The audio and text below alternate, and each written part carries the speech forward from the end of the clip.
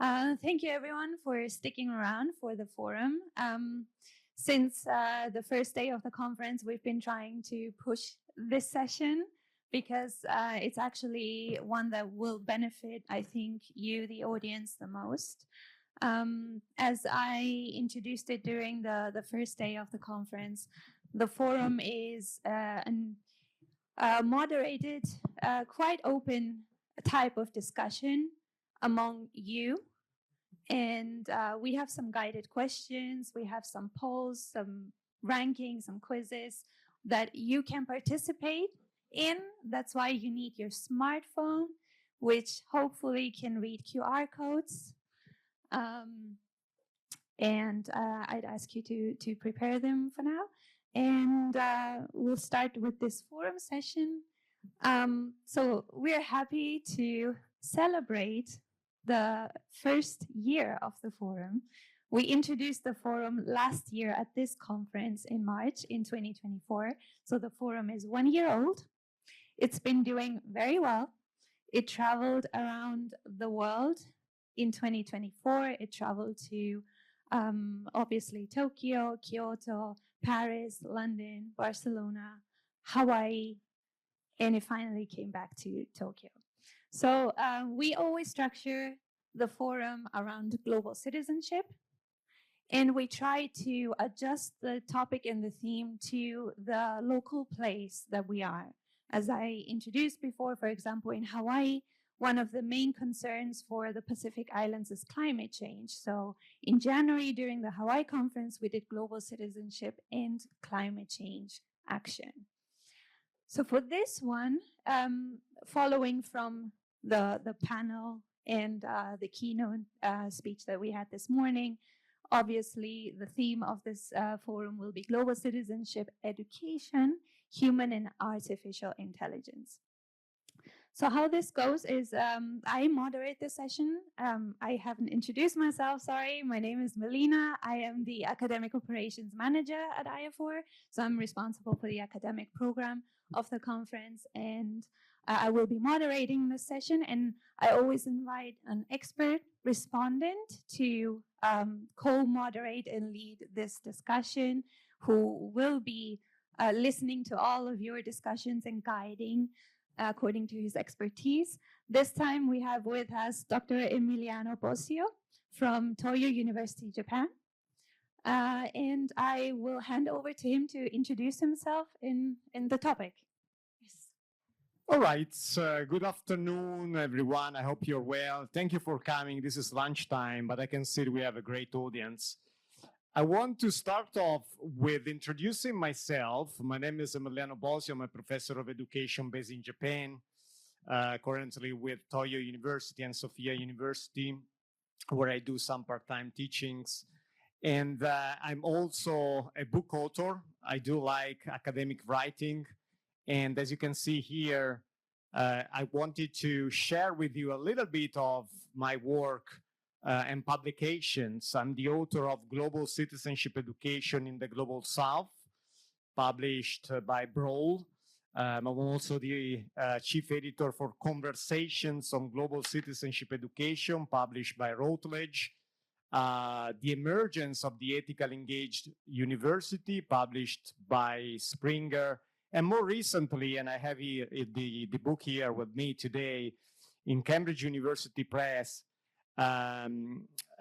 we published a book called Ethical Global Citizenship Education. And I stress the importance of this book, not only because it's published by a well-known publisher, Cambridge University Press, but because it's written in a way that is accessible and describes global citizenship education as an ethical platform oriented towards fostering students' ethical values and critical values, considering the super complexities of our current societies. And I use societies on purpose because we have a great diversity.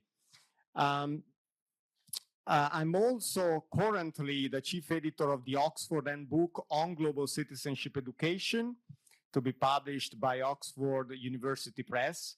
That will be a great project because it captures current trends on global citizenship, giving voices to senior scholars, but also emerging scholars.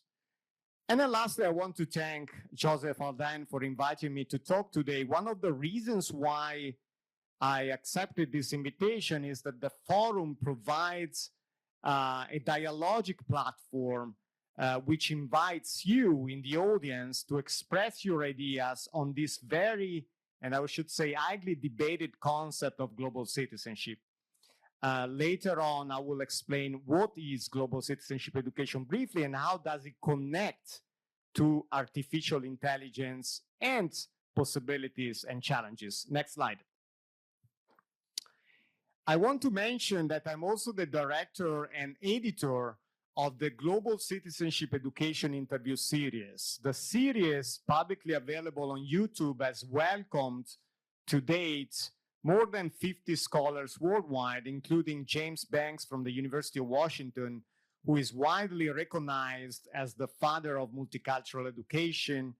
Then we welcomed Simon Mergenson, Oxford University, Carlos Alberto Torres, UCLA, Karen Pashbai, Manchester Metropolitan University, all experts directly and indirectly related to this discussion on what is global citizenship education, how it relates to multicultural education. As you can see, James Banks talks about to know, to care, and to act. And you can see here that other scholars interpret and understand the notion of global citizenship education in different ways that are all precious and all quite interesting and challenging. So the interview series on global citizenship education is a digital, ethically oriented platform which I conceptualized to give voices to scholars worldwide, initially with having main expertise on global citizenship, but now the series with more than 3,000 subscribers, members, quickly became a sustainability-oriented platform where I invite not only experts on global citizenship, but also individuals who are really committed to foster social justice, sustainability, ethical values, transformative values. We had guests from the UNESCO network. We had book authors, entrepreneurs. We have Joseph Halden from the International Academic Forum, who brought in his perspectives on this very important network organization. So it's quickly becoming a platform oriented to give voices to educators, entrepreneurs, book writers, scholars, educators, practitioners, and so on. And it's also a good way, in a way, to add on the current field of global citizenship education fresh ideas, which oftentimes, as the case for ethical global citizenship education, then quickly become output, academic output for either special issues in academic journals. I'm currently editing a special issue with UNESCO prospects, but also they become real books. So it's a quite interesting platform. I just want to begin our forum by defining global citizenship education. Perhaps some of you are new to the concept. And so I generally share this definition. Global citizenship education focuses on developing the knowledge, skills, values, and attitudes that learners need to be able to contribute to a more inclusive, just, and peaceful world. Yet this is the definition by UNESCO, is widely accepted and discussed when it comes to global citizenship education. Now, the central question is concerned with the relationship between global citizenship education and AI, because this allows you to build up your ideas and try to frame this whole conversation on global citizenship within the context of artificial intelligence, which nowadays has already created a lot of discussions on its power, but also on its challenges. And so here, as you can see, you have some bullet points. Global citizenship education as a potential guiding framework in the sense that it might help us to direct our students, learners, towards using AI in a way that is sustainable and ethically oriented. Then we have AI strengths versus human intelligence. It's true that AI is very helpful, but does it really provide a critical thinking approach to what's going on in our current societies? This is a question. An ethical and responsible AI use, global citizenship education, if framed critically and ethically, might help us to guide conversations on responsible uses of AI, and then lastly, integrating global citizenship education into AI development and the future of AI, an educational and moral question. As I often write in my books and publications, there is no planet B. So we better use AI in a way that helps us to contribute to the common good.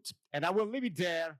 And Melina now will move on with the rest of the conversation, and then we can all discuss together critically and ethically. Thank you.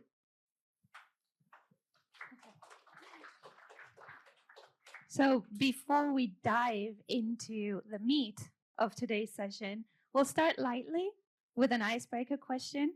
So I would like all of you to stand up and find someone that you don't know, or maybe you have met during the 2 days of the conference, and ask have you ever treated or talked to a machine as if it were a living thing?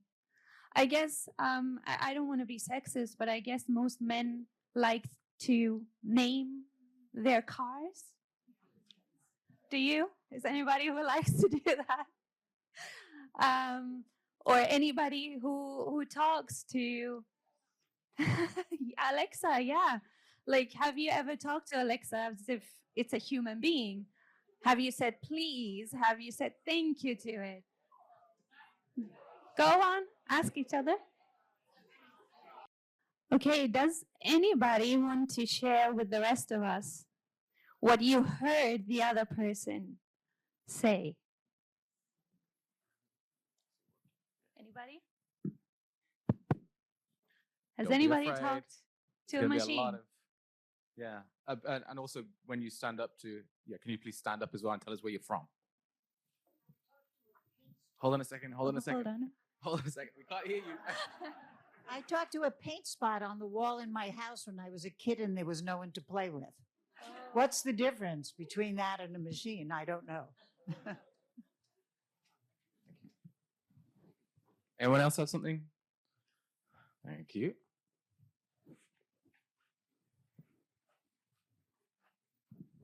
Marva Ferguson, Calgary, Alberta, Canada. We had a great discussion and we talked about so many ways that we talk to machines. ChatGPT, Rogers, for those of you who use the Canadian telephone companies, health, insurance companies, airline, and I can go on and on. So we do use machines every day.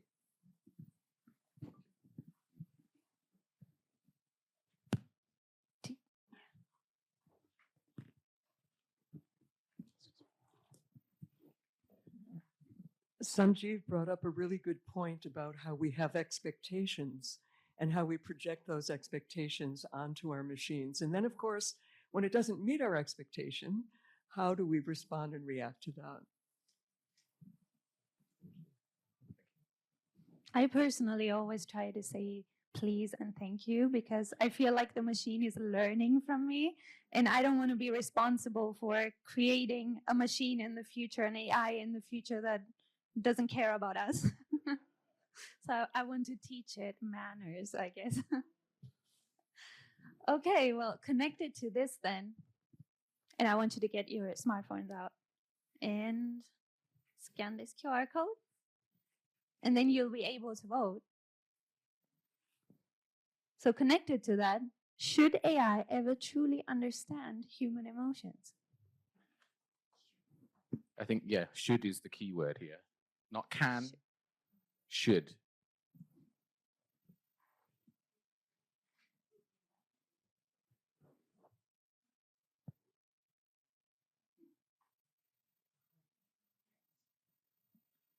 always depends. There's always a but. You should take away the it depends and just have the yes or the no. People should commit.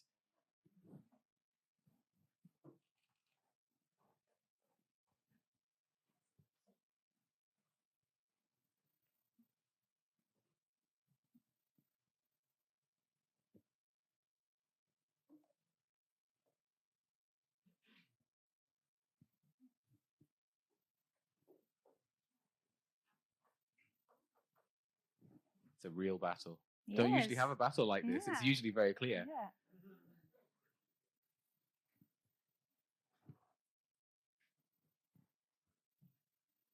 Okay, well, as the results come in, does anybody want to elaborate what it depends on?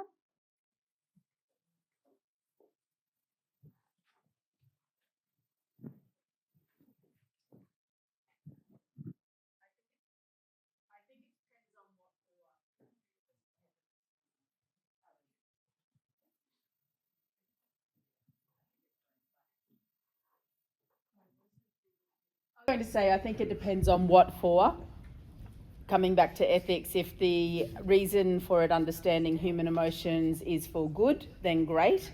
If it's for evil, absolutely not. Okay, so it depends on the motivations, whether it's used for good or evil. Okay. Okay, so with regards to the microphone, we are live online. So if you're not speaking to the microphone, we can't hear anything. Okay, so please be aware of that. Anybody else? Anyone else? It depends, or yes?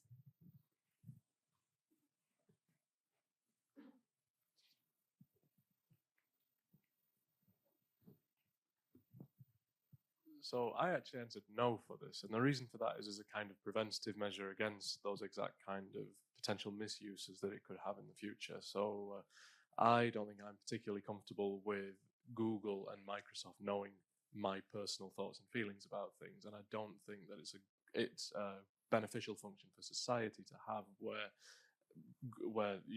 AI is developed by those companies can use them for commercial purposes or even more nefarious purposes in the case of maybe like an authoritarian country or something. I don't think it would be a beneficial thing overall.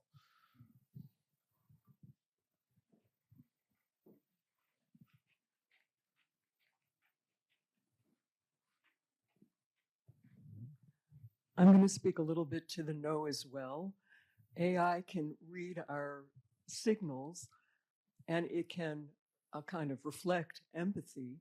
So let's say somebody's depressed and it can be very empathic, but when does it know instinctively, intuitively, empathically how to shift from, yes, I understand that's difficult, to, it's time to take action now. It's time to make a plan and move forward. And so that takes a certain level of emotional intelligence that I don't believe we can program into AI, at least not at this phase. That takes a certain kind of energetic relationship between two people.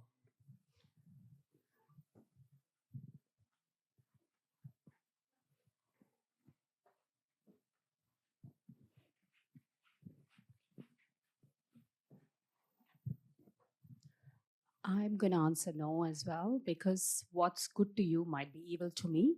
So who is the right person to decide what's good to who?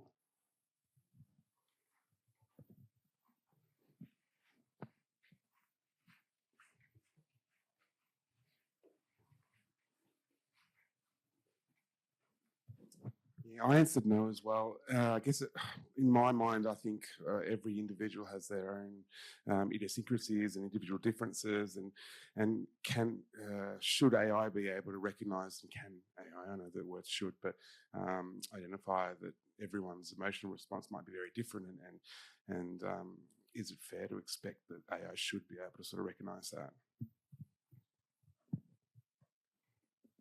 I'm surprised that the majority is like, it depends, and yes, but no one wants to fight for it. People speaking about no. No, I will also go with the no brigade. The thing is that, see, it is artificial intelligence. It is not human. Human emotions are far more complex than just adding to or trying to make two ends meet somewhere down the line. So AI is basically at the moment structured to follow certain commands, the way I look at it. It should follow what humans intended to do. That's it. So I don't think emotions would really play a part in that. Thank you. So you want a goal-oriented machine. So you tell it what to do, and that's it. That's it. That's it. That's Okay. it. Okay. That's For the sake of time, I'm just going to bring it back to the classroom, into education, and ask, for what purpose are we using AI in the classroom? Why does it need to understand human emotions? Well, some of you said yes. So why would it need to understand it, or why would it not need to understand it? There's one in the back on your side. Can you put your hands up so I can see? Thank you. Can you also say where you're from? Yes, it helps us write the report afterwards. Far away. I'm Carla Bloom. I'm a teacher at the University System of Georgia in the United States. So what's interesting to me is that AI, I think, is going to help us understand our students' emotional relationships, the complexities of them growing up using AI. So I think there's new sets of emotions that are emerging that are not defined yet. And I think that AI is going to understand them better than we can right now. So I think in that light that we need to let AI do some of the work. And we just don't know what that work is yet.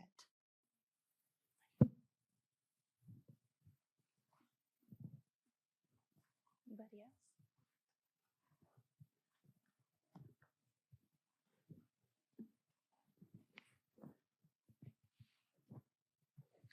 Yeah, Hans Cod. I've worked in the area of emotion-focused therapy, and what I've learned is that if someone presents themselves as being angry, that's a secondary emotion, and so they're more likely to be hurt, or there's fear, or there's disgust. And so every time I meet someone who's angry, so the emotion is anger.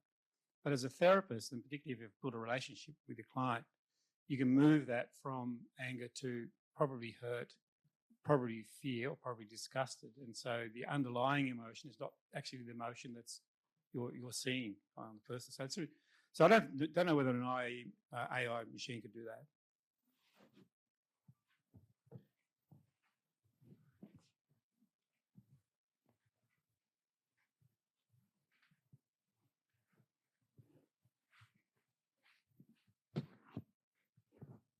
Cindy from the University of Queensland and the Academy of the Social Sciences in Australia. Coming to your question here about the purpose of AI in the classroom, definitely differentiation and access to learning for students with various learning barriers. That's definitely a positive and a very big yes for me. Does that align with what global citizenship education tries to involve AI with? Yeah, I think we got some good input on that. The thing is that we have a tool. We have a tool that can help us to contribute to the common good, but can also perhaps increase evil and in a way examine what we think in a context, in a society that is super independent and super interconnected. So here, I believe, is where the notion of educating for global citizenship kicks in. Although, before moving on with thoughts on the notion of global citizenship education, the term global is often criticized because people think that global citizenship education is all about the global. Actually, it's about the interconnection between the local and the global. I wanted to make this premise because otherwise we misunderstand the importance of global citizenship education. When it comes to AI, I mean, I'm not an expert on AI, to be honest. I'm an expert on global citizenship. But what I can see, this pedagogical platform intervention being very precious is really to put back on the table discussions about ethical values, critical values, foster critical thinking, and then contextualizing these thoughts within the context of globalization and the complexities that globalization offers to our learners and to us as educators, practitioners, and entrepreneurs, and so on. So the real function of global citizenship education, particularly ethical global citizenship education, as I frame it in this Cambridge University Press book, is really to put back on the table the importance of ethical values such as social justice, contributing to the common good. What does it mean nowadays to be a citizen in this super complex political situation we live in?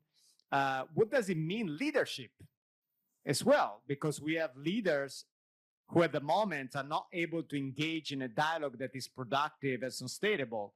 And therefore we have multiple conflicts happening worldwide. So what these whole discussions on ethical global citizenship education does is really to tell our learners and individuals really, you know, there are global issues, there are local issues. In between, we have a pedagogical approach that potentially at least is transformative, sustainable, is ethically oriented, if interpreted in this way, because then there are many other interpretations of global citizenship education that just neoliberal oriented, so just exclusively focused on fostering global human resources rather than critical global citizens. And I also wrote a piece on that, particularly in Japan, unfortunately, because there is all this test culture and so on. But framing this discussion on global citizenship education in relation to AI really multiplies the opportunities. And later on, I'm curious to learn from you what you think about the notion of global citizenship education. Framing global citizenship education and AI in this context, in this forum today, it really offers opportunities to ask a fundamental question. You know, why do we get an education? Why do we get particularly an higher education? You know, what are the purposes of educating the so-called global citizens in the context of, again, I use this term on purpose again and again, complexities of our interconnected societies? So I think this is you know, a core question, and I don't think it's only an academic question. It's really an intellectual, it's a philosophical question. So you don't need to be really an academic to answer this question. What are the purposes of education nowadays? To conclude, one of the merits of this discussion on global citizenship education is exactly that. It brings back on the table discussions around the purposes of education in relation to AI, in relation to the interconnectedness and complexities of our current societies. And so I will stop here because I'm curious to learn your perspectives, and I really welcome, you know, critical perspectives too, because these are really important when it comes to dynamic discussion on global citizenship. Yes.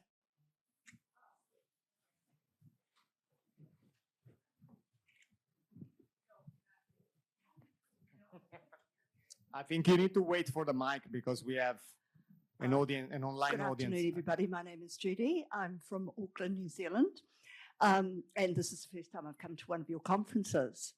I am an educational psychologist. I was a secondary school teacher, and I wrote my PhD about inclusive education in the secondary school system.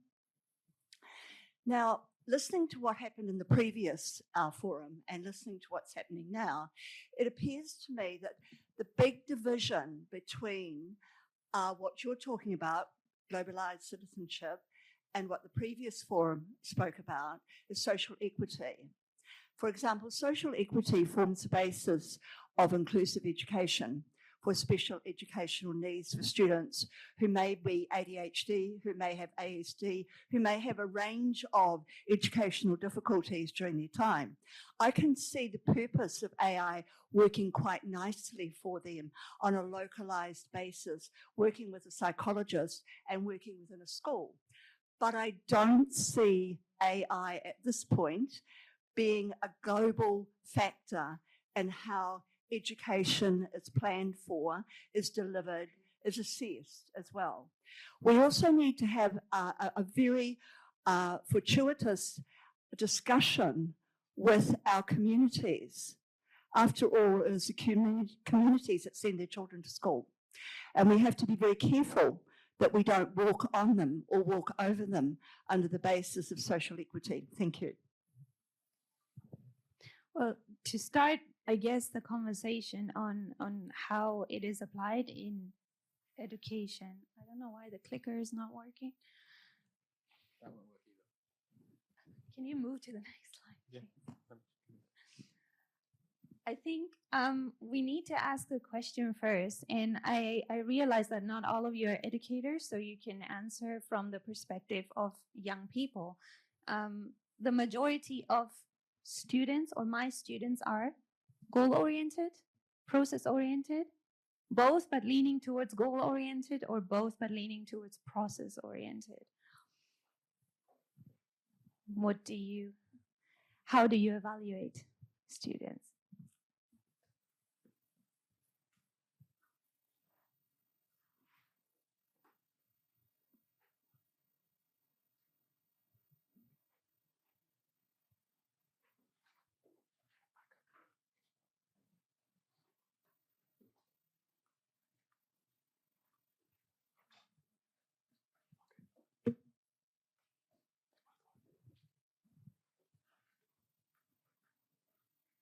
Okay, so it looks like goal-oriented is leading, and perhaps therein lies the problem.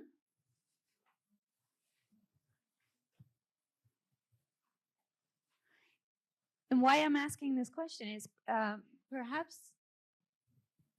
you may have read about this this news or whatever, when developers tried to shut down, I think it was a version of ChatGPT, it tried to save itself. So it rewrote itself on another server to prevent itself from shutting down. Well, that's pretty concerning. But why did it do that? They reasoned that it did that because it's programmed to be goal-oriented. So you tell it to do a task, and it does that at all costs. Now that's causing a lot of ethical dilemmas. For example, there have been practical applications of AI in military situations where you had AI drones telling them to bomb a specific target. Now, if that target is among civilians, AI will not distinguish. You told him or it to bomb a certain target, and it will not take into consideration that there are civilians there. So it will just bomb and kill everybody. That is the meaning of being goal-oriented. So if you're saying that most of your students or students in general are leading towards being goal-oriented, that's a big concern. And the question is the current education system turning students' human intelligence more and more to become like artificial intelligence? And what is the difference even between human and artificial intelligence then? Does anybody want to elaborate on that?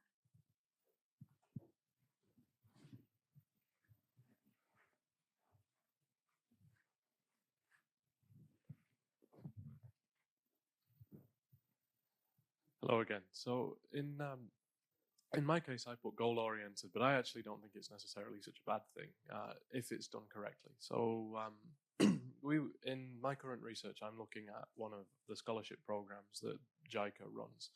And one of the things in the selection process for certain countries is having them solve a developmental problem as part of their research when they come to Japan. So they have a specific goal in mind when they come here, and everything is about empowering them to achieve that goal.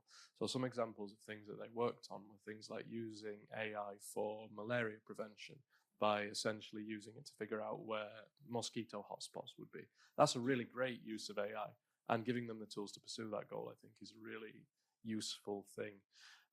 In a couple of other cases, they were doing things related to agriculture and forestry management using AI.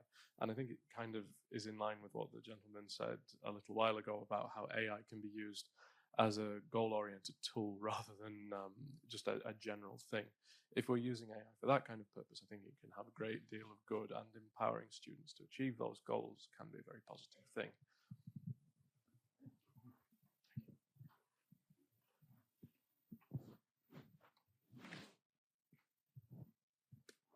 Good afternoon, everyone. I'm Russell from the Philippines, and I would definitely say that the problem isn't necessarily that the education system is turning our students more goal-oriented, but it's so much more on how they process that goal-orientedness.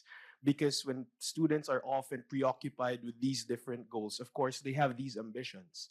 But how they arrive at those ambitions and fulfill them is the one that becomes problematic, because over glorification of grades, being extrinsically motivated, are often the ones associated with all of these different learning challenges that would lead students to perhaps take an easier route, to use AI as a way for them to just obtain the high grades that they need to accomplish this particular task and to produce these different outputs, which then robs them of the authentic experience of actually experiencing the creative process. And this is where the discussion should actually focus on.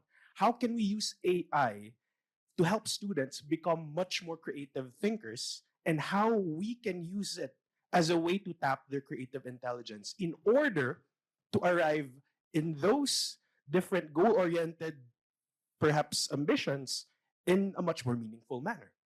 And this is something that maybe we could actually focus on as educators and, of course, mental health professionals in the community. So if we go back to the previous question, then AI for you in the classroom should be used for the purpose of furthering creative thinking. So used in a good way, and not just to reach a goal, but to implement it into the process.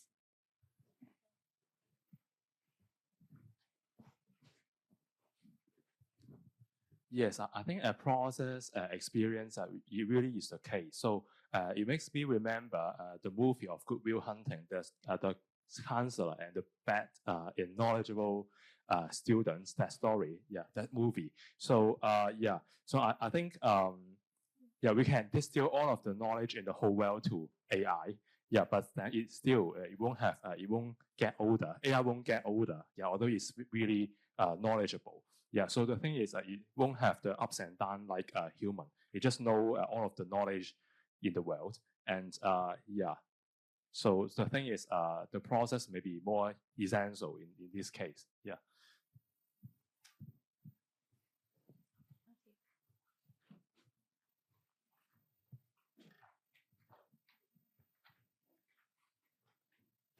Hi, my name is Anna. I'm based in Singapore. I'm currently studying a postgrad in gerontology, and in my cohort, I sit in a room full of adult learners, and I guess like it depends what kind of students do you have, because I've noticed that for adult learners, they tend to be more process oriented in the sense that they still use AI, but to break down the complex concepts like in those PDFs and such. So it helps them be able to critically think what the task is for. But I think there's a risk and perils of using AI for younger students, because like I've seen that for my siblings' generation, they tend to take in information as it is. So I guess like I'm not an educator, but I guess like it's a job of educators to encourage students to critically think and maybe connect what are the latent constructs like related to the concepts that we're looking at. And I guess like in terms of difference between human and artificial intelligence, well, I guess like for human intelligence, there's always this aspect of creativity, whereas for artificial intelligence, it's always going to be algorithm based. So I guess it depends on what the human trains it for, and on the human, and then related back to the human, whether like is this even right to begin with? Because no model is going to be perfect.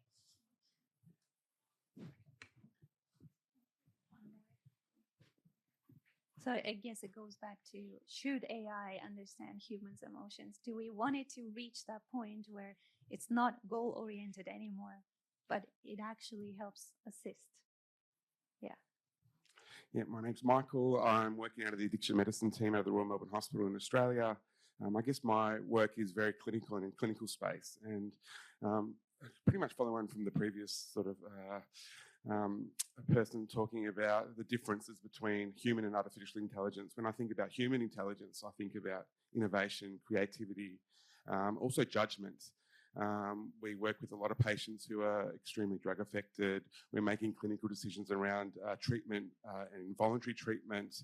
And I think when we think about the difference between human judgment and decision making, particularly clinical decision making, I guess we can translate that to also education and teaching as well. But I think there's an element of judgment and being able to sort of make decisions that may not necessarily fit a particular formula that may exist, or are created in that. Sometimes there is some risk and concerns that might come from just depending on artificial intelligence when people may not necessarily fit a particular box because of their current mental state, or because of situations that are pertinent to them where we may need to make decisions outside, what would otherwise be, specific. Do you know what I mean? Yeah. Anyway. Yes. Hopefully it gets across. Okay.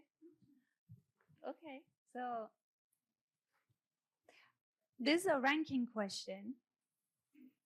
Please rank the following items according to what the majority of students use AI for.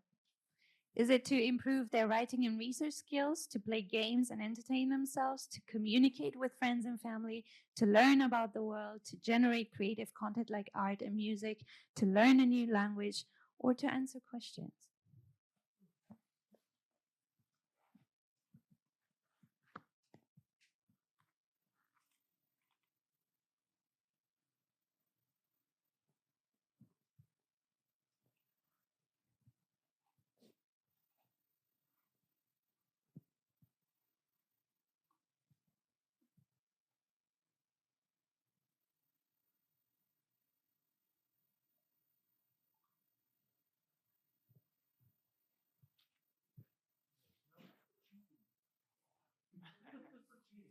Cheating.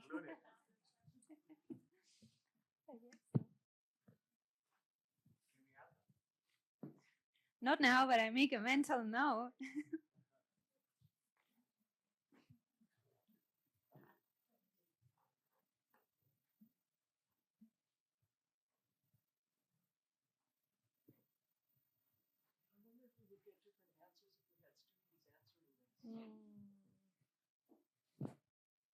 Do you think they would be honest?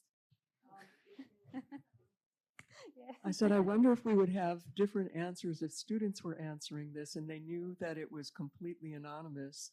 And I might put it as a different question of rank order, what's your favorite use of AI?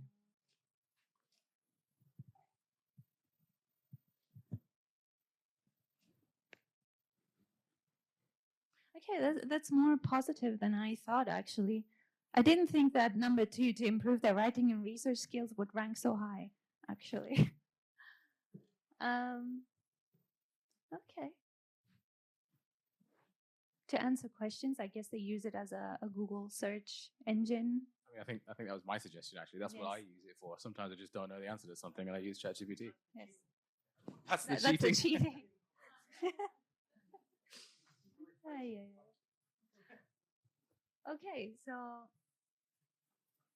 Okay, so all this time, we or I have avoided using the term global citizenship and global citizenship education. And that's actually coming from the forum that we did last year. And I remember James made a comment about how global citizenship education is such an abstract term, and it might be better reserved for academics in their academic institutions talking about it, rather than people or students, the masses talking about something, because they might not care, or they might not be able to afford to care about the global, because so many local issues are taking up their time and their survival and their money and energy. So why should they care about the global? However, I think everything that we discussed until now actually falls into global citizenship education,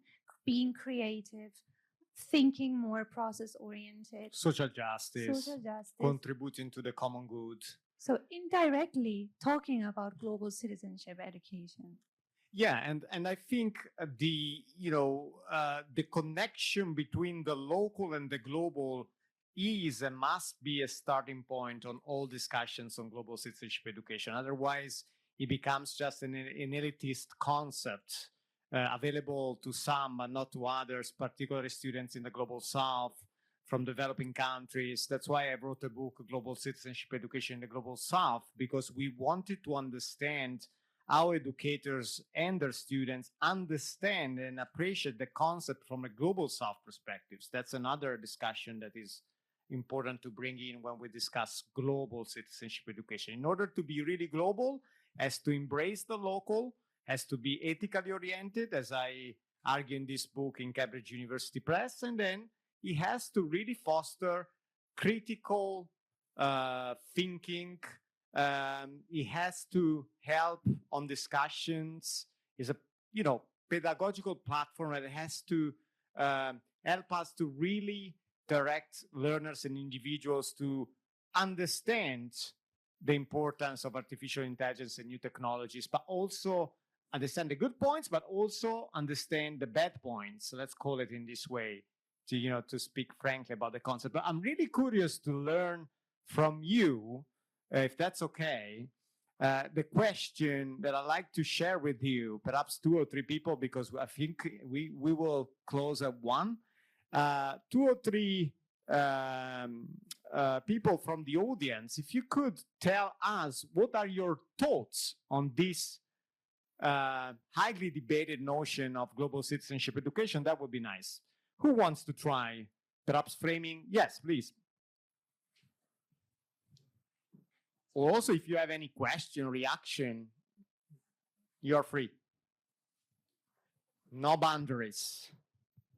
So this is something that is a really interesting question, I think, and I was thinking about it a lot recently because in my recent field work, I was in Rwanda, Kenya, South Africa, and Egypt. And one of the things that really struck me is the motivations of the people who take our scholarship programs. They are very patriotic feeling people. They all are very much influenced by their own local experiences before they're concerned about global issues in a lot of cases.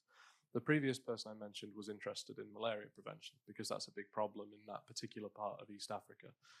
One of them was interested in protection against lightning strikes because that's a big problem in that part of the world.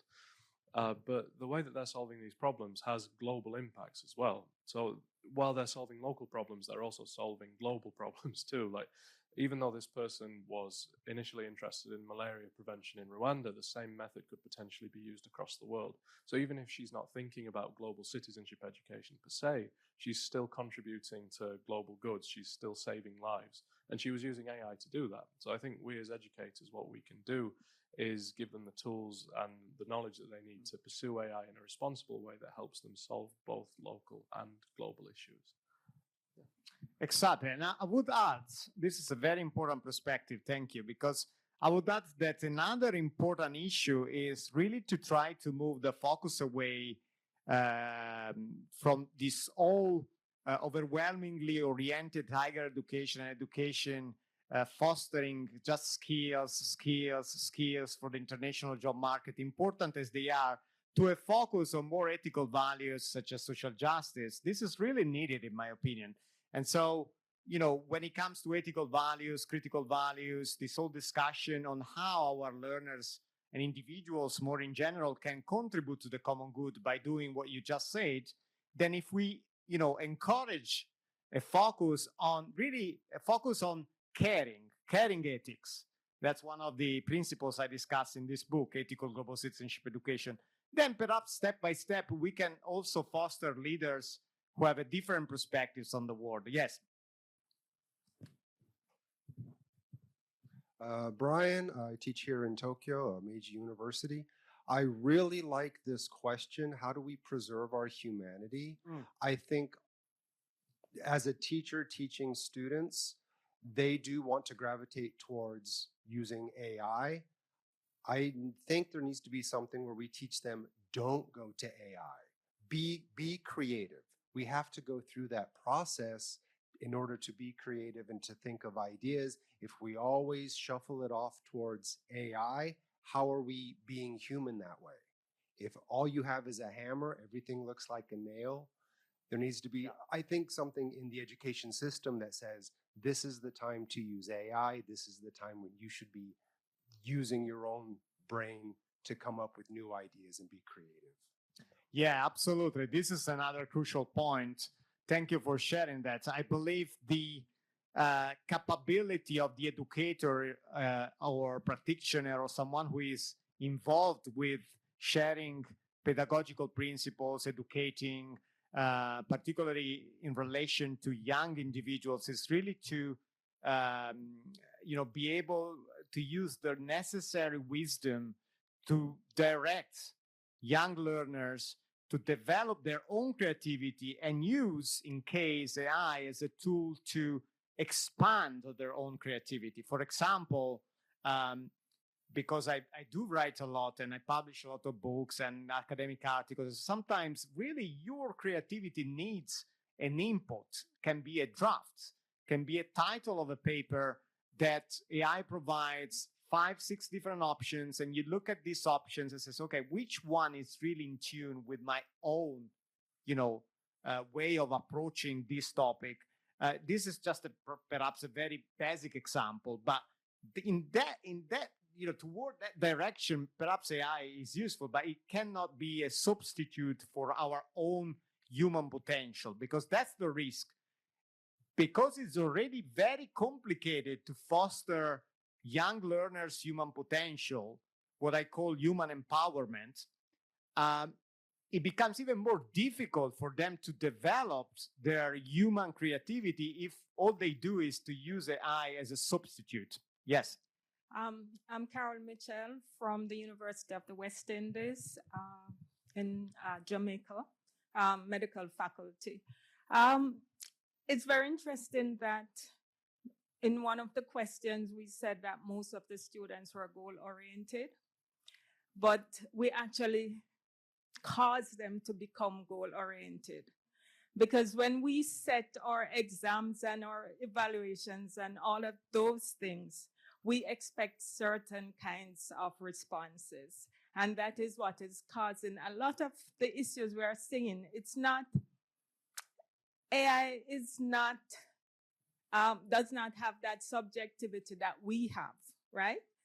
But we are educating our students to become very objective, not using their creativity, not thinking critically, because we expect them all the time to respond very quickly to situations that require only a particular response. So, for example, if you give an MCQ, how much critical thinking are you going to be expecting that student to come with that response based on the fact that it can only be one response? And so we, from very young, we have been teaching them to be goal-oriented, and you see it in the questions that was just answered. We say, oh, they're goal-oriented. But actually, we are causing them to become goal-oriented rather than process-oriented or critical thinkers or anything else because of what we are expecting. Excellent. Yes, that's right. So this brings us back to what I was saying at the beginning of this forum. What is the real purpose of education? What is the real purpose of education? What is the real purpose of an ethically oriented global citizenship education? Perhaps, at least this is how I see it and how I write about this concept of global citizenship education from an ethical perspective. Perhaps one of the merits is exactly to bring back on the table discussions around the purposes of education with, and this is, evident, we have this overwhelmingly, this is very much encouraged from the university's leadership too, with this focus on skills, this focus on goals, this focus on fostering individuals for the international job market. Again, important as it is, it cannot be the main focus of an higher education and education in general, because if we keep fostering individuals toward this direction, the risk is that we have leaders as the leaders we have today. This is my opinion. And I wrote about that in the Thank you. Thank you. In the emergence of the ethical engaged university, which is one of the book I wrote with a colleague, we make exactly this point. We need an ethical engaged university which looks not only at skills development, but also ethical values development, which includes social justice, sustainability, and ethically oriented pedagogy, discussions around values, how we can make our societies more sustainable and work toward peace. I believe I think that, yeah. we are, yes? That concludes All right. the discussion. Yeah. Beautiful. Okay. Well, I know there's so much more to discuss. And I really would love to see every one of you discussing this at the coffee break, during lunch breaks, perhaps with Dr. Bosio if he sticks around. Yes. Here. And quickly, let me mention, Melina, that I have here 2 copies of the Ethical Global Citizenship Education. I'm happy to present these if you subscribe to my YouTube channel. So you need to show me a screenshot. Just a joke, if you wish. Well, okay. Thank you so much. This concludes the forum session.